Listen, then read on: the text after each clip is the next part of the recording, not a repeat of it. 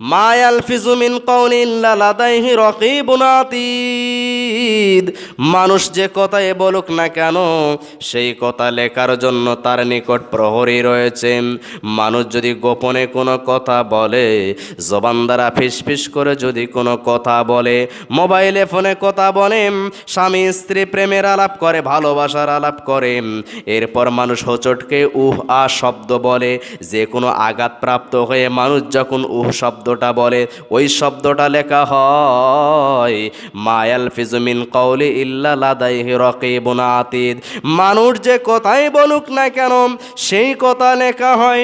বিশ্বনবী সাল্লাল্লাহু আলাইহি সাল্লাম বলেছেন, স্বয়ং মহান আল্লাহ তাআলা বললেন সূরা কাফের 18 নম্বর আয়াতে, মানুষ যে কথাই বলুক না কেন সেই কথা লিপিবদ্ধ করার জন্য তার নিকট প্রহরী রয়েছে। কিরামান কাতিবিন ইয়ালামুনা মা তাফআলুন। কিরামান কাতিবিন, সম্মানজনক ফেরেশতারা সেই কথাগুলো লিখতেছেন।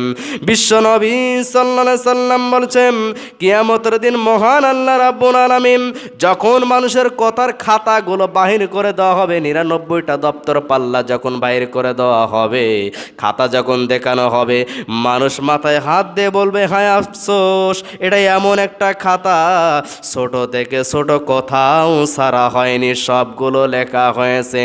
বিশ্বনবী সাল্লাল্লাহু আলাইহি সাল্লাম বলেছেন, আল্লাহ তাআলা এই জন্য বলেছেন মা ইয়ালফিজু মিন কাউলি ইল্লা লাদাইহি রাকীবুন আতীদ। মানুষ যে কথা উচ্চারণ করুক না কেন সেই কথা লেখার জন্য তার নিকট প্রহরী রয়েছে কিরামান কাতিবিন। আপনি যে কথাই বলেন, স্বামী স্ত্রীর সঙ্গে কথা বলছেন, একজনে মোবাইল ফোনে গোপনে কথা বলছেন, ওটাও লেখা হচ্ছে। হাত দিয়ে মেসেজে লিখছেন, ওটাও লেখা হচ্ছে। ভালো কথা বলেন লেখা হয়, মন্দ কথা বলেন লেখা হয়।